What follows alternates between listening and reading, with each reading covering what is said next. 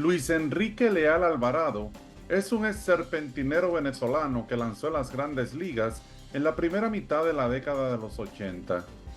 Oriundo de Barquisimeto, Estado Lara, Venezuela, Leal nació el 21 de marzo de 1957. Luis Leal poseía un excelente repertorio que combinaba magistralmente. Incluía una notable bola rápida, un mortífero slider y una curva ponzoñosa que sometía al más fiero de los bateadores. Por la maestría con que usaba su repertorio, resulta insólito que el lanzador derecho Luis Leal no empezara a jugar béisbol hasta después de cumplidos sus 15 años, ya que de niño su deporte predilecto era el fútbol.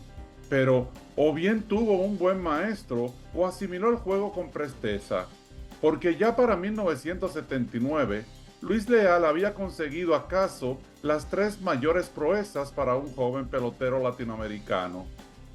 1. Lanzar profesionalmente en la liga de su país con los Cardenales de Lara. 2. Formar parte del equipo nacional de béisbol para los Panamericanos. Y 3. Firmar con un equipo de grandes ligas. Los Azulejos de Toronto ficharon a Leal e impresionó instantáneamente en su primera campaña en las menores en 1979, terminando con la imponente marca de 13 ganados y 2 perdidos, con una efectividad de 2.71. Además, tuvo 7 juegos completos y 4 blanqueadas. En 1980 empezó la temporada en AAA, pero fue llamado a la Gran Carpa e hizo su debut el 25 de mayo contra los Yankees de Nueva York. Luis Leal lanzó muy bien, permitiendo 3 carreras en 7 entradas y 2 tercios y obteniendo su primera victoria en las mayores. Después de perder sus próximas 4 decisiones, el equipo lo regresó a Syracuse, pero Luis Leal volvió a la Gran Carpa en septiembre y ganó sus 2 últimas decisiones, incluyendo una joya en el Yankee Stadium el 18 de septiembre contra el veterano zurdo Tommy John, a quien venció 2 carreras por 1. Ambos lanzadores picharon el juego completo y ambos permitieron solo 2 imparables. Leal, un sencillo de Reggie Jackson y otro de Jim Spencer. En 1981, Luis Leal se quedó en el equipo grande como abridor, pero el dirigente Bobby Matic lo sacaba ocasionalmente desde el bullpen. Aunque lideró la Liga Americana con 13 derrotas, Luis Leal tuvo una buena temporada.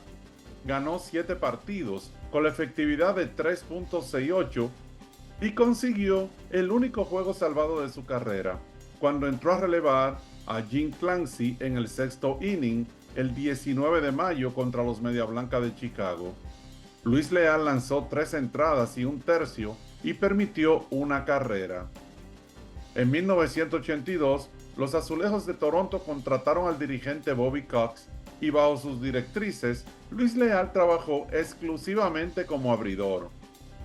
Ese año Leal ganó 12 partidos para un equipo que terminó en el sótano de su división, a 17 juegos de los punteros Cerveceros de Milwaukee.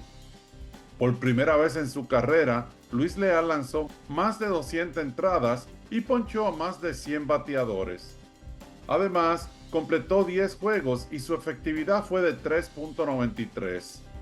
A sus 25 años, Luis Leal ya se proyectaba como uno de los mejores lanzadores jóvenes de la liga. With the Tigers on top 3-0. And Johnson goes down for the second out here in the second inning. That's the first strikeout for Luis Leal. 2 down. It's a ball in the league. Toronto's only made 39 errors. Detroit's made 40 as the pitch is taken by Johnson for a strike. Toronto with the Tigers on top 3-0. And Johnson goes down for the second out here in the second inning. That's the first strikeout for Luis Leal. Here comes the 1-2 pitch to the captain, a swing and a miss. He struck him out. Kuiper strikes out for the second time tonight, and that's number 4 on the evening for Luis Leal. Right now with a couple of goals. 1-2 pitch. Swing and a miss, strike 3. He'd been pitching him outside, and he moved the fastball in on his hands. El 14 de julio de 1983, Luis Leal lanzó una blanqueada de 2 hits a los Medias Blancas de Chicago, permitiendo solo 2 sencillos, uno de Greg Luzinski y el otro de Harold Baines. En 1984, Leal tuvo su mejor campaña. Ganó 13 partidos con 8 reveses y tuvo una efectividad de 3.89. Por tercer año consecutivo trabajó en más de 200 entradas y sacó a 134 bateadores vía del ponche. Completó 6 partidos, de los cuales 2 fueron blanqueadas. La verdad es que Luis Leal comenzó esa campaña imbateable. Ganó sus primeras 6 decisiones y perdió su primer partido el 11 de junio contra los Tigres de Detroit. Para finales de agosto llevaba la marca de 13 ganados y 2 perdidos, pero perdió sus últimas 5 decisiones seguidas, generando varias interrogantes y la preocupación de su equipo. En el aire circulaba la sensación de que algo andaba mal. Tanto la organización como los periodistas en ocasiones sacaban a colación la condición física de Luis Leal. Algunos incluso se mofaban de lo que ellos consideraban sobrepeso. En las últimas 3 temporadas, Luis Leal había lanzado casi 700 entradas, sin contar su incansable actuación en la Liga Invernal Venezolana con los Cardenales de Lara. La cuestión es que desde septiembre de 1984, Luis Leal puso su carrera en reversa. En 1985, comenzó la temporada con 3 ganados y 6 perdidos y la elevada efectividad de 5.75. En 67 entradas le habían conectado 82 imparables, 13 de ellos cuadrangulares.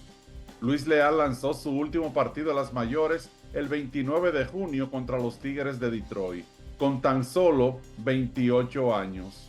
En 3 entradas permitió 6 hits, 2 cuadrangulares y 3 carreras, sufriendo la derrota. Fue entonces cuando los Azulejos de Toronto lo bajaron a AAA el 5 de julio, donde Luis Leal siguió con su mala racha. Ese año Toronto fue a la postemporada y ganaba la serie 3-1, pero Kansas City vino de atrás y pasó a la Serie Mundial tras ganar 3 juegos consecutivos. Luis Leal perdió esa oportunidad de lanzar en los playoffs.